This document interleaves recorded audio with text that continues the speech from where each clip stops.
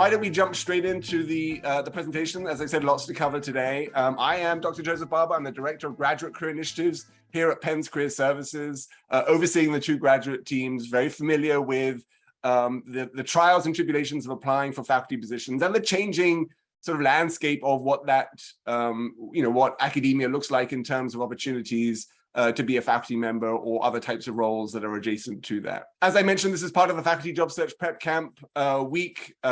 These are meant to be sort of intensive sets of programs that we do in collaboration with our partners on campus, the Center for Teaching and Learning, the Graduate Student Center, to support you in your initiatives. So today is going to be mostly focused on application materials and trying to create a cohesive packet, knowing that there are many different dimensions that you're trying to highlight about yourself when you're applying, making sure that there's a single narrative, well, not necessarily a single narrative, but a cohesive narrative that illustrates your scholarly abilities and the impact that you can have is actually really important. Now, there are lots of documents that are out there. I put the CV in the middle of this diagram because ultimately the CV touches on everything, right? It has it has a section that covers everything that might be further addressed in these other documents. It's also the document that most people, whether we're talking about resumes or CVs, they tend to look at it first because it's easier to compare candidates across the CV because it's a structured document.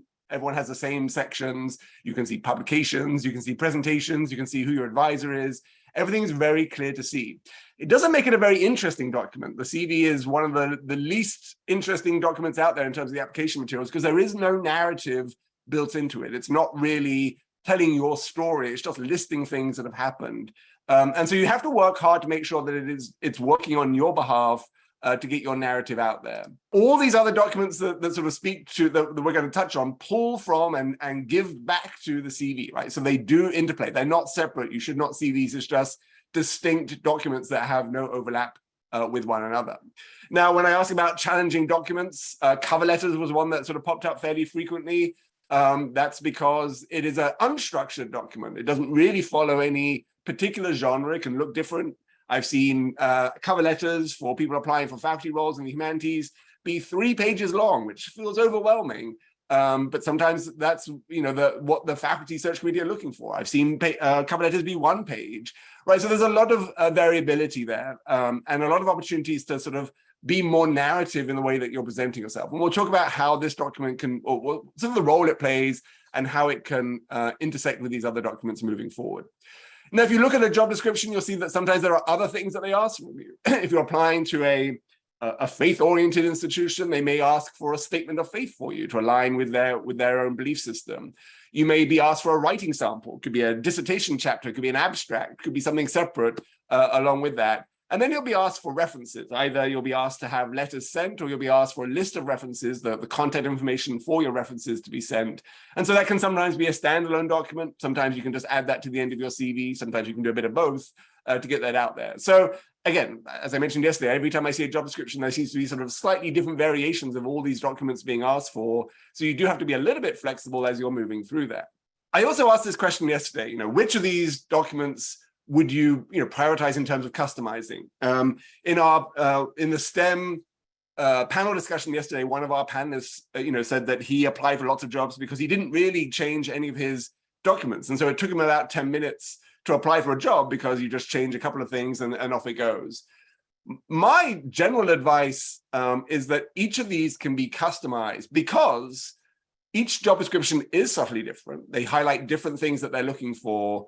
And if you change one thing, if you change one document to sort of address that, like the cover letter, you kind of need to adjust the other documents as well. Because if in the cover letter you've said something that's really specific to that application, but I don't see evidence of that in these other documents that you're sending, then it sort of has less of an impact. Because honestly, you don't know if I'm going to read your cover letter, or if I'm going to read your cover letter first, or what order I'm going to read it in. And so as you make changes to any of these documents to sort of try to make it customized to a role that you're applying to, you may find that you have to adjust the other documents so that the narrative stays consistent and coherent in the way that you're reaching out to people. So this is why I think changing these things is important. It's also important because you can be sending 14 pages of information about yourself, and the more relevant that is to your search committee at their institution, I think the more excited they'll be, right? So if they have to read into a generic version and try to figure out if you'd be a good fit for them, that's hard. But if you make it easy for them to see that you'll be a good fit for that institution or that department, then it becomes much more engaging for them, and they can see the potential that you have in their department much more effectively. Now, here are some job descriptions. I just pulled, some of these are fairly old because I pulled them from another presentation, but they just represent some of the differences that you might see in a job description. So this particular job description is asking for commitment to teaching and scholarship, very normal. Interested in candidates who utilize physics education, research-based curricula. So they're saying as part of your teaching, integrating research is critical there. Demonstrated ability to carry out a research program that involves undergraduates, right? So what they're saying is, in an ideal candidate, we need to see that you've done this before. So that means in your application materials, you need to point out those areas where you've done that before, perhaps in more detail than you would for another application that you're sending your materials to. Applicants should send a CV, a description of a teaching philosophy, which I guess is a teaching philosophy, not just a description of it, here's a teaching philosophy, a statement of research interests, and then they'll ask for more stuff. And one of the stuff that they'll ask for at this institution would be a statement of faith, because they are an evangelical institution there, right? So even just in the first paragraph, there are subtle things that you could pull from that you could integrate into your materials. Here's an open rank position at the University of California, Berkeley. This is more of a teaching focus. The job responsibilities include teaching 4 courses at graduate and undergraduate levels and conducting thesis supervision, right? So they want you to teach graduates and undergraduates. So in your documents, in your teaching philosophy, in your CV, you might want to draw attention to those populations that you have intersected with to make sure that those stand out. What they want from you: cover letter, a recent CV, not an old one, a complete list of your publications that can be integrated into your CV too, but they're asking for it separately, so you might want to have that as a separate document. Dissertation abstract, teaching dossier, which is a sort of a overall teaching philosophy, evaluations, and all sorts of things that you can throw in there, sample syllabi, 1 writing sample, 3 to 8 letters of recommendation. 8 is a lot, and they're not asking for the content information, they're asking for the actual letters, which is somewhat obnoxious, I feel like. Optionally, you can submit a research statement. Now, it's optional probably because this is a teaching-focused position, but I would say optional is a great opportunity to sort of say, well, actually, I do want to send some things to sort of illustrate how my research can speak to the teaching that I want to be doing, right? So it's an opportunity, I think, a thing that you'd want to do, not something that you would just overlook. A statement of addressing past or potential contributions to diversity. And I think that's critical. This day and age, I think everyone's going to ask for that. It's not going to be optional. But if it were optional, I think you'd still want to be able to do that. And then last one, this is a system professor of biology, preference for candidates who can contribute expertise beyond that of our current faculty. So that's a research project for you. What is the current faculty focused on? And then you may be able to adjust slightly your research narrative to illustrate the distinction that you might have. Now, my sense is all of their faculty are working with fruit flies, because in the next paragraph, it's fruit fly systems are not permitted. Look, stop applying if you're interested in fruit flies. Everyone's doing fruit flies. There's fruit flies everywhere, they're saying. They're also saying here that they are interested in team-taught programs and creating a general education course for non-science majors. So again, in your teaching philosophy and teaching statements, you might want to speak to your ability to do that, right? So just 3 job descriptions, but they are distinct enough that there are things that you can be doing in your materials to speak to those, especially the cover letter, but then the knock-on effect is everything that you're working on can be changed to sort of align with that. Now, if there are lots of positions that you're applying for, I realize that's a time-intensive process. If there are only 3 positions in your entire discipline, obviously you really do want to invest in that process of identifying the best match between your scholarly background and those positions, right? So you may have priority institutions. If you have lots of options, you may choose to customize for those and not for others. But the more you customize, I feel like the better potential that you have for exciting a search committee.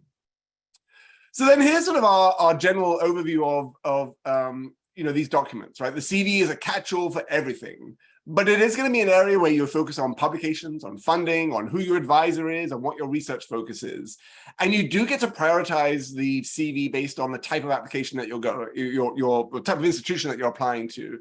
If you do have a research experience section and a teaching experience section, you can change those around. You might start with the teaching experience if it's a teaching focused role, for example. The cover letter is a more narrative document, and it allows you to be a little bit more human, a little bit more emotive, a little bit more energizing in the way that you talk about your work, right? So the CV has no energy. You can't talk about being excited or enthusiastic or anything like that.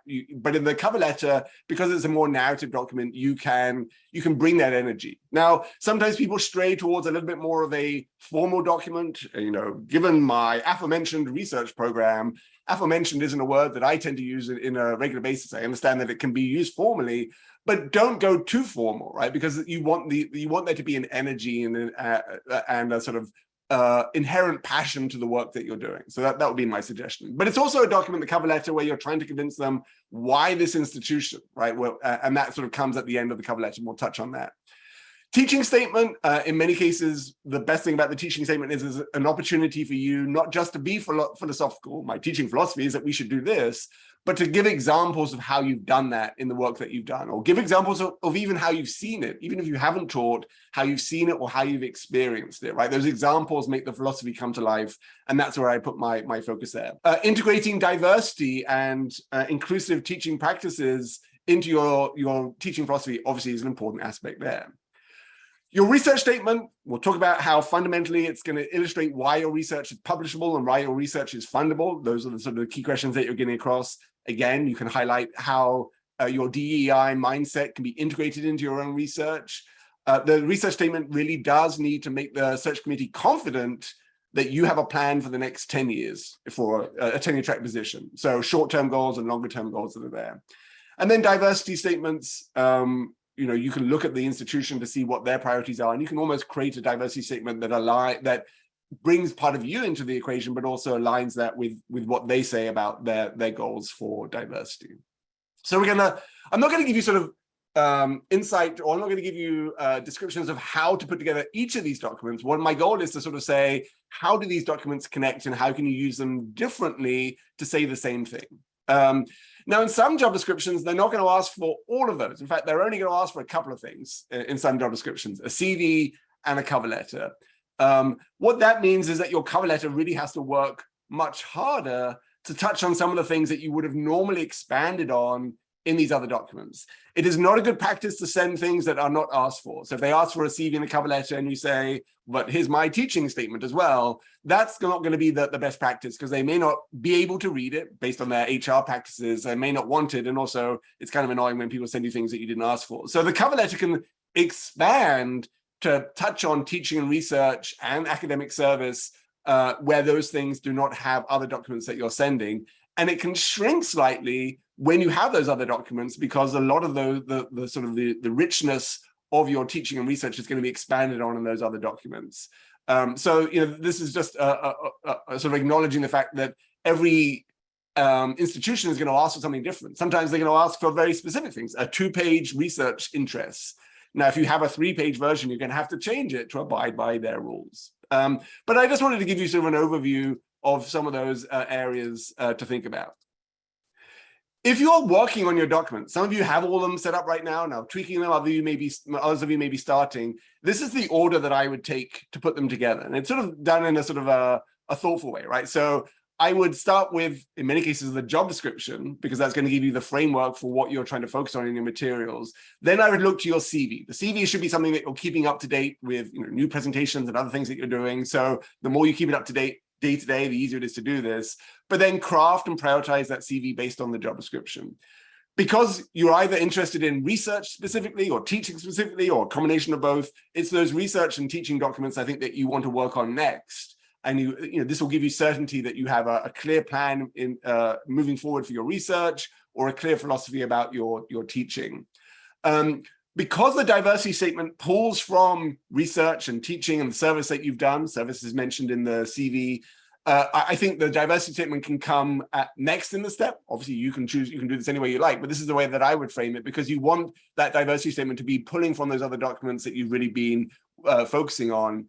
The cover letter comes last, because it's really focused on creating a narrative for that institution, and just changing the name of the institution in the first paragraph and in the last paragraph isn't enough to really customize that. But don't work on the cover letter, because the cover letter really needs to highlight the things that are in those other documents. You don't want to highlight things that can't be found in those other documents. You really want to make sure that there's that overlap. In your CV, then, these are some of the common sections that you're going to be having. The 3 pillars of academia: research experience, teaching experience, and academic service. Some disciplines don't really have a research experience section. A lot of the humanities and social sciences don't have a research experience section where you talk about you as a PhD student or a postdoc doing your research. Sometimes you just list working papers or book projects that you're working on. Sometimes there's a little bit of flexibility there. Pretty much everyone will have a teaching experience. Pretty much everyone will have an academic service section. What are search committee members looking for? Well, they're looking for where you got your degrees. They're looking for the honors and awards that you've received in your field. They're looking for your publications and presentations and funding. And they're looking to see who your references are because, academia does build on people who know people, as it were. So obviously, some of the things that the search committee prioritizes aren't the things that you are going to be able to prioritize or change about your background. So your goal is still to make sure that your research, teaching, and academic service come to life in this document. One of the things that I'm going to focus on to begin with are these 2 sort of optional sections. I call them optional because you don't obviously have to have any of these sections, but research interests and teaching interests are the only sections in the CV that can be forward-looking as well as backward-looking. Most of these other sections are, this is who I am right now, and this is who I have been. Research and teaching interests allow you to sort of project into the future. This is what I will be. This is the potential for what I can bring for my research or my teaching. So if we take this example of a CV, a sociology PhD, you can see the dissertation title, you can see their degree. But the question is, what is this person's actual research interests? Because the dissertation title isn't really a description of your interests, right? So without a section that focuses on this, it's hard for someone looking at your CV to go, oh, this is someone who's really interested in these areas. But you add a teaching, a research interest section, this person combined both of those, you get a much more manageable set of keywords that you can associate with this person. This is beneficial because as you apply for different departments, they may have different priorities for your research. You may be able to change some of the keywords in this section to make your research, which is going to be the same research, feel like it's a better fit for that department, right? So here's another one. Here's a French Studies PhD. We have the dissertation title. We have a whole long paragraph here about the dissertation, but that doesn't necessarily really illustrate this person's area of expertise in terms of research or what they will be doing next in their research, right? This is what they have been doing, but we add a research interest section and it becomes much more lively and engaging to see the range of topics that this person has touched on and is associated with. And so research interest can be a wonderful way, as I said, to customize the way you talk about your research. It doesn't mean that you change your research for every institution you apply to. That's really not what the goal is, but you can certainly change the impact of it. Maybe your research is on transportation planning, but you're applying for a role that's more climate focused. And so you can integrate transportation and climate as keywords into your research interests, right? And so it sort of connects and gets the committee excited by that. Now, here was a STEM one. We took out the title of the thesis title and the advisors. But again, it doesn't, even with the publications listed here, it doesn't really say what this person's research interests are, right? What is your brand? What is your research brand, as it were, for this person?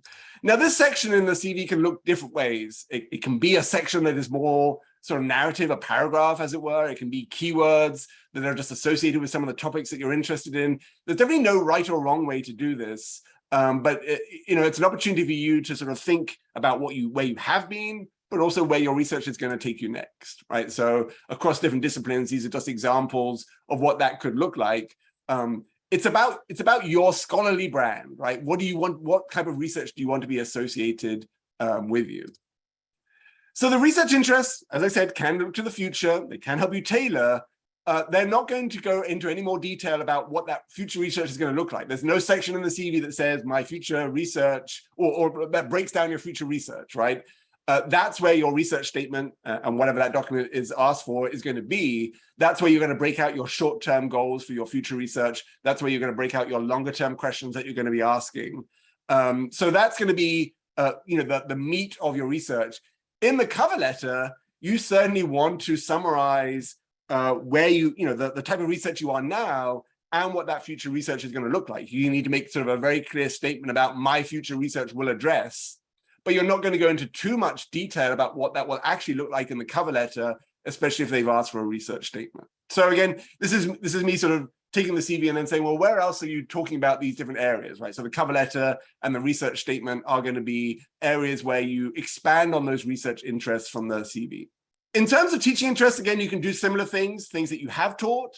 If in the job description they say they want you to teach introduction to X, you should probably list in your teaching interest that you want to teach introduction to X. It just makes sense to connect the dots there. And then courses that you can teach, right? So if you take a look at their curricula for their department, you might find gaps that they have not addressed that you can bring value to, that help connect other courses or other schools or other colleges at that institution.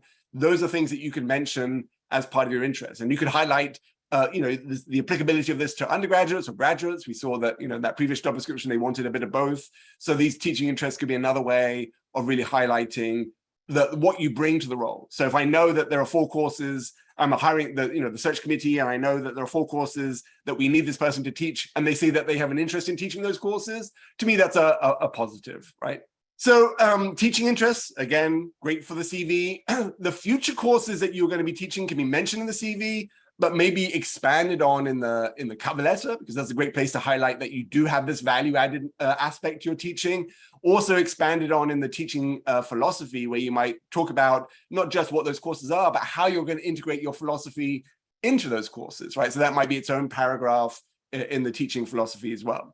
Sometimes you can actually send sample syllabi. If someone asks for a teaching dossier, which is a bit of a catch-all or portfolio, you can create a sample syllabi for a course that you've never actually taught and sell it as something that you can teach, right? So that's another way of making sure that these things overlap between these different documents. Teaching experience often looks like this in a CV. People listing the TAs that they have, the TA positions that they've had. This is great, but it doesn't really give a lot of information about what the teaching actually looks like in terms of the skills that you used. This version here is a little bit more informative, co-designed, co-organized, team-designed, and team-taught course, led discussion-based lectures, utilize backwards course design, use clicker technology. This is an old sample, obviously. So these things are helpful in a CV because if I don't read your teaching statement, I still have information about how you approach your teaching, what that looks like. Now, again, in the teaching statement, you're going to expand on that.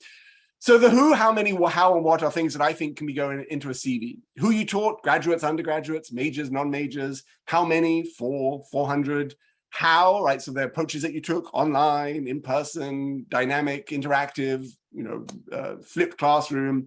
And then the what is really the course name, right? You don't really have to go into too much more detail if you've listed the course name. So that can be a little bit more informative in a CV so that I can see that. Especially important, I would say, for teaching positions that you're focused on. You want that teaching experience section to be much more robust than the one on the top here, because you really want them to think of you as a teacher in these contexts. Now, in the teaching statement, the separate document, you can give examples from these sort of summarized bullets and make those come to life with stories, right? You can show those approaches and actions. You can talk about why you took that approach. You can also give the student point of view. You can talk about how students really valued the interactive or the small group sessions because it gave everyone a voice and you got great feedback from them. This can be part of the narrative that you're creating in your teaching statement that's going to be different from and additive to what you're covering in the CV. Excuse me. Honors, awards, and funding, another section that you have in your CV. Certainly, sometimes you can integrate this into the education section to include it. Sometimes you can have its own standalone section. Funding, especially if you have significant funding, you might want to make that its own section just to make sure that that stands out. If you have lots of things from your undergraduate, lots of academic awards, random people's names award for academic excellence, you can start, if you really wanted to, dropping them off. In most cases, you don't have to. But if it's a long list, maybe a selected category can be helpful because then it just makes it easier for the reader to see the things that are most valuable. Sometimes less is more when you're trying to communicate, but there's no requirement to cut things off. You just may want to if it doesn't feel like that's part of your narrative. And again, if you have international experience or honors and awards, you may have to give some context if people don't know that those are significant awards in your country of origin that you were doing, where you received that, so to make that clear to the reader. These are just examples of how those honors and awards can sort of be listed, right? So the dates, you can certainly list the amount if it's a financial award. keeping these sort of updated as you get these throughout your time at Penn and beyond is very important. The cover letter is a great place to talk about the significant awards, or to connect the awards to why you got it, right? So if you received an award for your research because your research was innovative, because it was multidisciplinary or interdisciplinary, you might make mention of that in the cover letter to really give some support to the impact of that award. If you receive a funding award and you got a great review from the funding organization about this research, suddenly again you could highlight, what it is that they sort of mentioned about your research, why they thought your research was so impactful to give you that award. So you can add those narrative elements to it to make sure that you're making the most of these awards. In the cover letter, you can also mention how having past awards makes you more likely to get future funding awards, right? So if you have good relationships with funding agencies or private funding organizations, you can mention how your future funding, you're going to be relying on those and building on those connections that you already have to secure funding for your future research. So that can be a great way of connecting your honors and awards from your CV to your cover letter as well.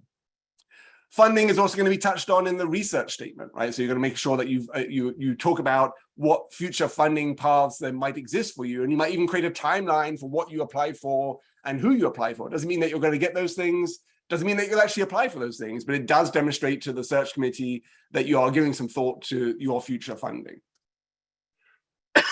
Excuse me. Publications and presentations. This is a big section in most CVs, obviously. You want to make sure that where you have those, you can list those.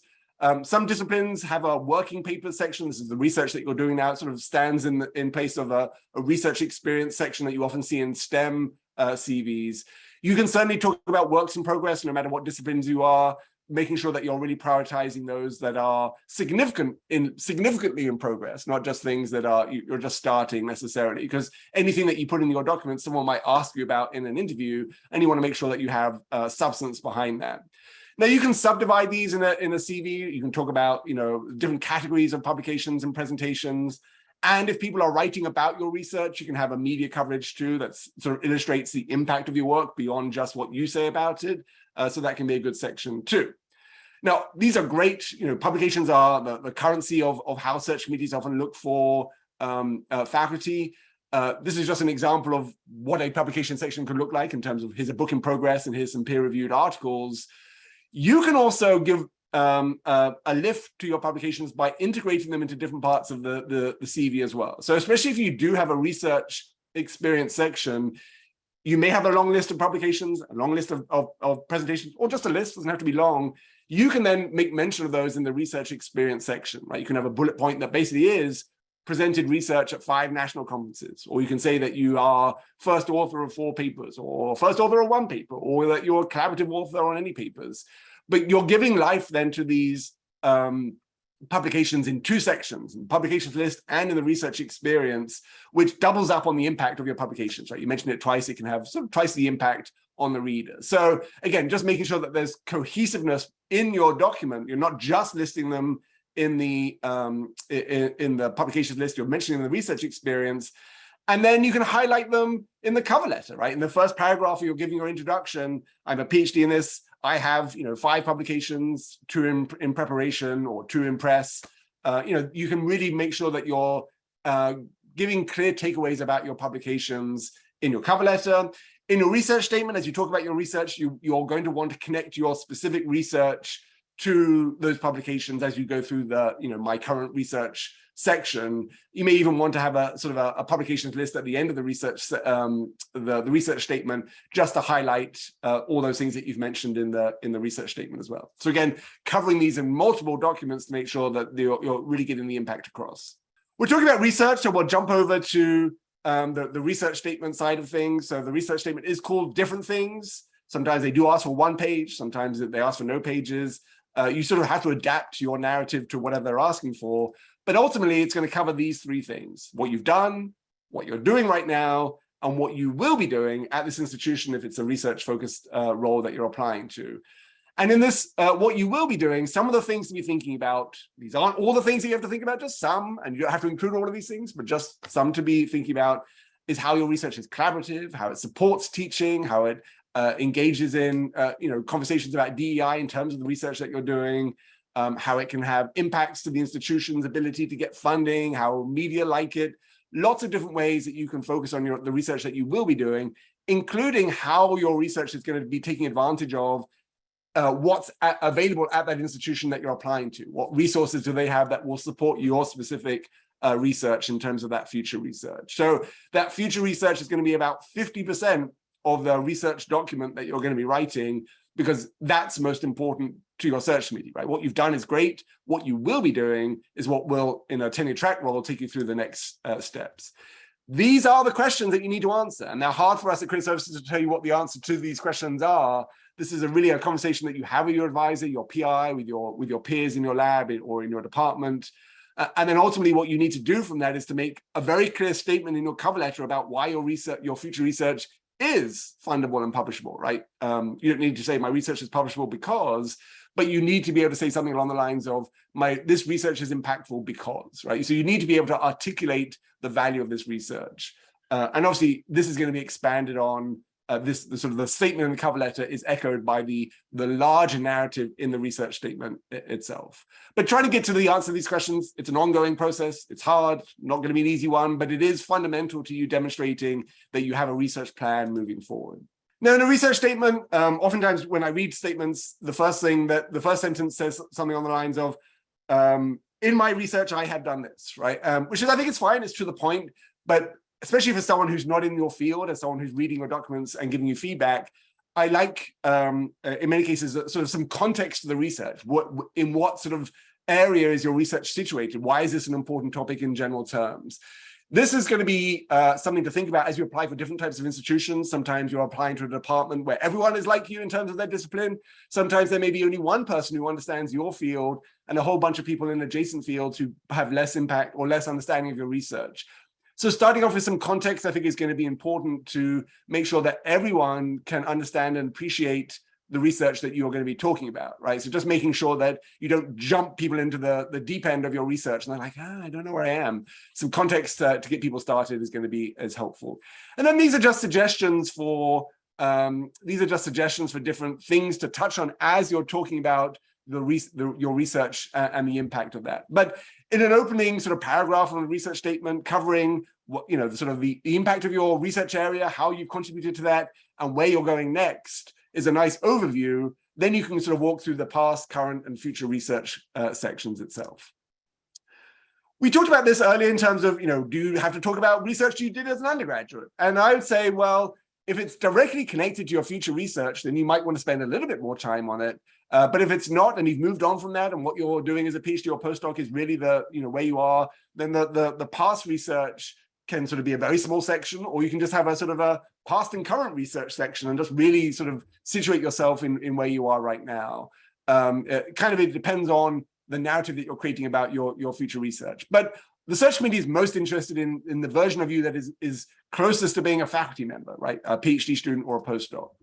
So your current research is where you want to sort of really illustrate the impact that you've had in terms of answering key questions, of asking key questions, of collaborating with people. These are things that I think you can touch on in different ways as you're talking about your current research and have different dimensions of doing that. There is no one-size version of a research statement. So I want to sort of steer away from saying you have to do some of these things or you must do this. These are just things to consider as you're framing that up. Now, the future research is important because sometimes when I read research statements, if it's too vague and doesn't really feel like there's a plan, then I think search committee members are hesitant to sort of get excited by it because they cannot help you create this plan, right? No one's holding your hand through the next 6 years of your academic career if you're in a tenure track role. And so they need to know that you can stand alone and make these decisions about your research. And so having short-term goals that are very concrete, and then longer-term plans that are questions that you will address, future collaborations you'll look for, other directions that you want to take. I think that's going to be really important to sort of build that out in this future research section. If you are in a STEM field and you're a postdoc, you do need to make it clear that this is your research distinct from your PIs and not in competition from them, right? And so you sort of need to articulate that as part of your narrative to make sure that that's clear. I also see people in their future research identify sort of 3 or 4 different paths that they could take. Sometimes that's confusing because it sort of gives a sense that you don't necessarily know which one to take or which one's most important, or you don't really have a coherent sort of a narrative about what research is yours. So I tend to recommend shrinking down the number of those plans and maybe having a signature one, and then one additional one or a couple, if you really want to, that are given much less space, but that speak to some of those longer term plans, right? Your short term ones should be very concrete. They should be about you. You shouldn't be looking for collaborations in necessarily the first couple of years. You really need to illustrate that you can do this by yourself. You may well have collaborations, and that may be great, but it's not. I think search community members realize that those don't happen immediately. You need to be able to do that research. Jumping over to the teaching document, just so that we can get through all of these documents. Again, they're called different things. They're different elements that are included in each of these things. But in terms of their overall goal, they serve the same purpose of really illustrating the impact of your teaching. This is where our colleagues from the Center for Teaching and Learning are so great at providing insight into the different dimensions of these documents and how you can navigate and integrate different elements into these documents. So do please try to attend those programs tomorrow. Again, I know Diane's been sharing stuff, but I'll put in the links to the programs that are coming up tomorrow in the chat so that you can sign up for those if you haven't. We've talked about teaching in different ways thus far. In the teaching statement or whatever document that they ask for, you can also make sure that not only you're talking about your teaching or pure teaching, but how research is a teaching tool for you, how mentoring is a teaching tool for you, how mentoring has been something that you've used to be taught more effectively, and how you want to leverage that moving forward, right? So this is a great way where if you have a strong research background, but not necessarily a lot of experience doing teaching itself, you can make research feel like it's teaching, because it is in many cases, probably in all cases actually, it is part of your teaching approach, your teaching philosophy, right? So you can use examples from your research to illustrate that. You can also, obviously in the teaching statement, start really focusing on your approaches to DEI initiatives and inclusive teaching practices, because that's a key part of teaching in our current genre of applications. They really want to see that you've centered your understanding of those processes in the way that you approach your teaching. So these would be key things to integrate into your teaching statement along with your general philosophy as well. Which takes us nicely to the sort of the diversity, equity, and inclusion statements. Again, these are given different names, but they sort of say they serve similar purposes no matter what they're called.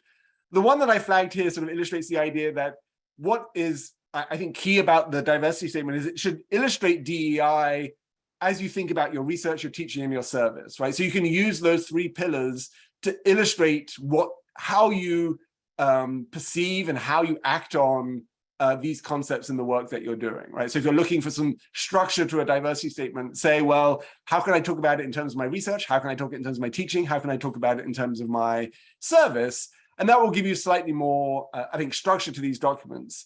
I think a one-page version of these is great, these documents. 2 pages is perfectly fine. I don't think it needs to be any longer than that.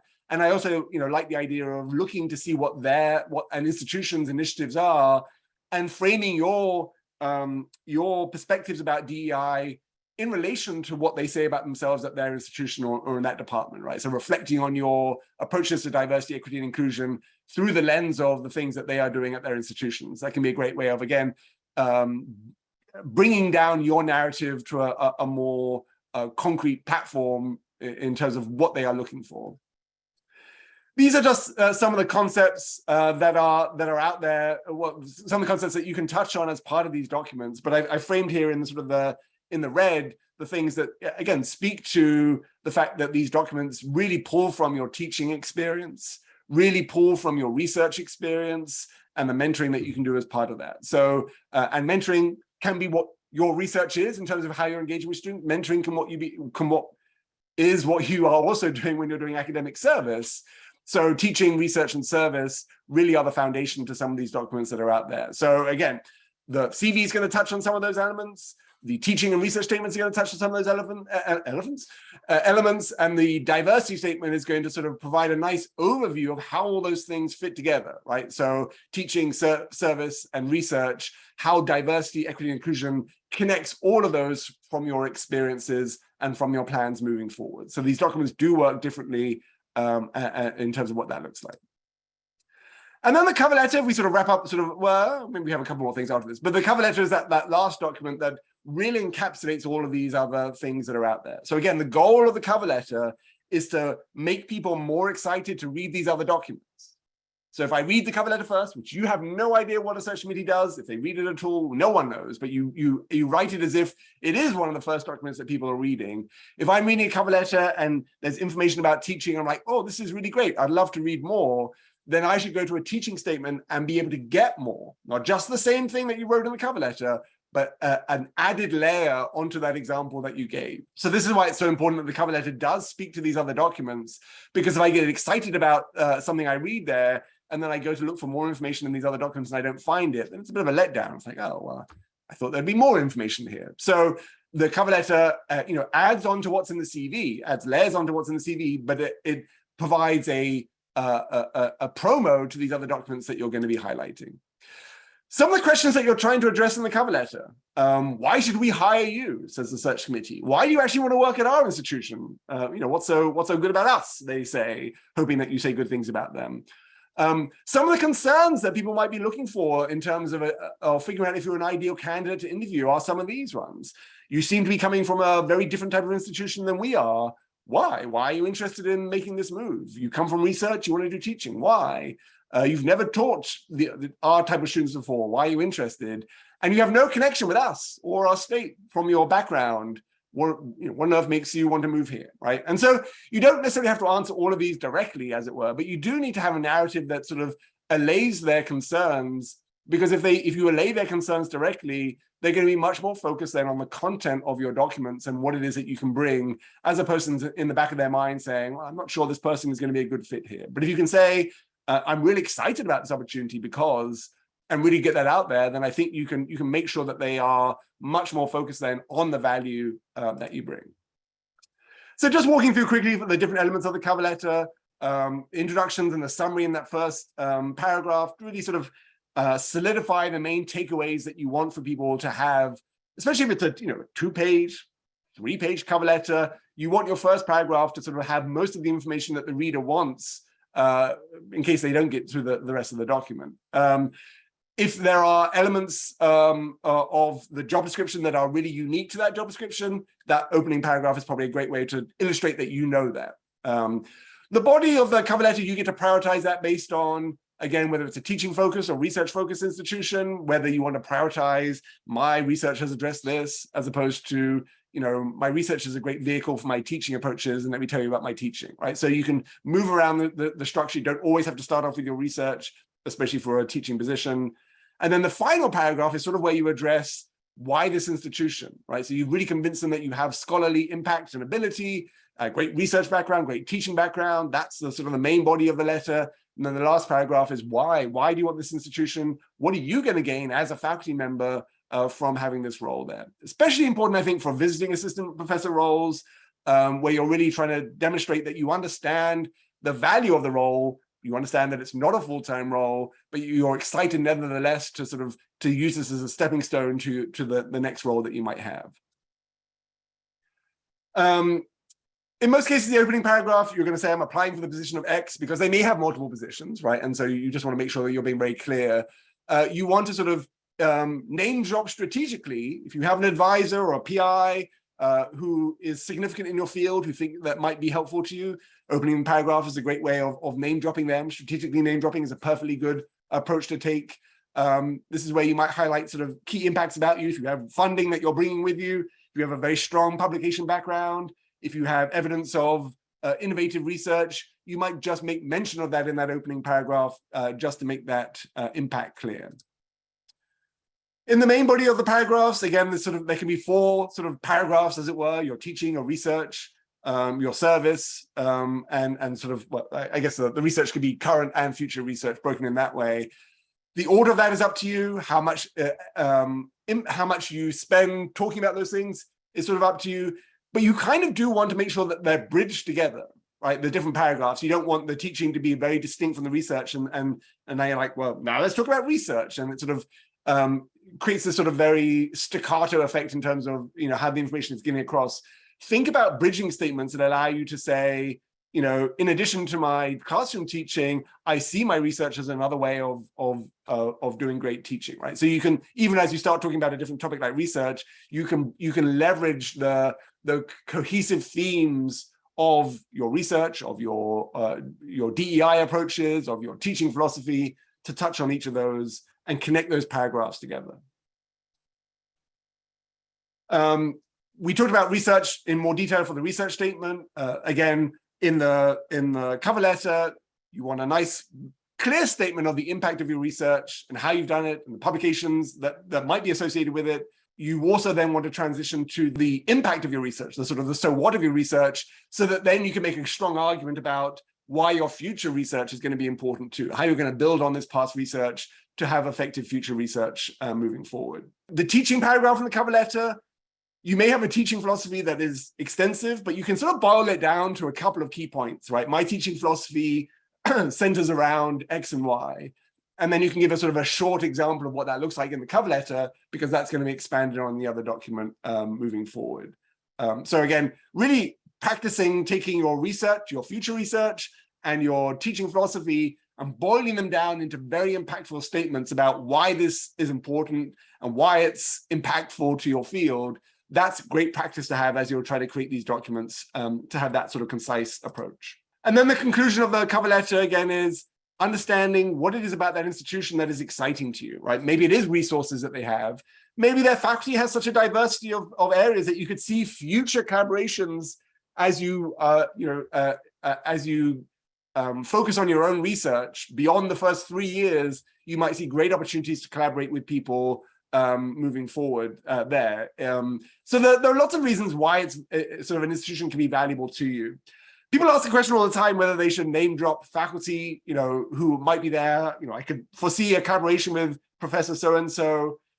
My suggestion then, we had this from a panelist as well at one of our previous panels in another year, was that name dropping is challenging because you don't know the politics of the institution. And if you name drop someone who's not a nice person in that department, then you sort of get sullied by association with that person. Or if you name drop a few people, but not another person, then they're like, well, why wouldn't you want to collaborate with me? And then you're creating a sort of you're creating artificial disconnect or annoyances where you didn't have to do that in the first place. You can certainly make mention of the strengths of the department in different research areas. I'm excited about this department because I know your faculty have expertise in these areas. And as I develop my longer term research goals, I see lots of opportunities for cross collaboration in that research, right? So you can illustrate that without name dropping. That is oftentimes the best way of doing that. References, so we saw in the job descriptions, sometimes they ask for this. Sometimes they're very clear, give us the names and content information of references. That's great because then you don't have to ask your references to write anything. As I said, this one was obnoxious because they actually want 3 to 8 letters of recommendation, so you'd have to send that. In the panel yesterday, the STEM panel, we had a couple of faculty members in in teaching focused institutions who've been on search committees, and they said that when they got reference letters from faculty who just talked about the research of the candidate, that was totally unhelpful, right? So you do have to help your references ideally write the best letter for you. You can have your PI or advisor write a teaching focus or a research focus one, or at least you can ask them to do that. You can't actually make them, you can ask them, but you can also make it easy for them by saying, it would be great if you could touch on this area or this course that I taught, because those are the things that you will have mentioned or will be mentioning in your application materials. And if your references can speak to the same things that you've mentioned, it adds a lot of impact to the things that you've mentioned, right? Obviously, you're going to say the things that you've done are great, but when someone else says those things are great, then that adds a lot of credibility to your narrative. So helping them write good things about you, if you have a good relationship with your PI and your advisor, is great. I do appreciate and understand that not everyone has a good relationship with their PI and their advisor. And so certainly growing your connections with faculty, if you've done course, being a TA and you've worked in pieces in other departments doing teaching or research, making sure that you try to build strong relationships with faculty so that you can have options when you're asking for references. But again, making sure that you are listing those clearly in the CV. If they ask for letters and you're having letters sent, make sure the ones in the CV match the letters that are being sent. That just makes sense. You can name drop some of your references in the last paragraph of the cover letter too. I'll be sending letters from Professor so-and-so. Again, strategically name dropping, never a bad idea in most cases. So that takes us a lot through how these documents fit together. I'm going to wrap up here just with a few resources. This is on our website. We go through all these documents, hopefully make those connections more apparent for you. From last year, from the Faculty Prep Camp, we have our videos on YouTube channel, so do please subscribe to that if you want access to the current videos that we're going to be making. But you can see all these documents that we are sort of mentioning today are touched on there. We talked about the PhD training platform yesterday. This is a great online platform that has a whole section on faculty careers. So for humanities and social sciences, you can see all the lessons on the right-hand side here, touch on these documents that I've been talking about, giving you different perspectives of what those look like. Same for the STEM fields, same documents covered. Really great resources to touch on as you're going through that. The one thing I haven't talked about is sort of coordinating your application packet with your social media approach, your website, your LinkedIn profile. I did this session in one of our previous workshop weeks. This wasn't specific to the faculty career path, but may have some insight that you can glean as you think about how your social media presence and your online presence also needs to create a cohesive message with your application material. So if I go looking for you online and I see sort of a different narrative, that can be confusing if I'm a search committee member.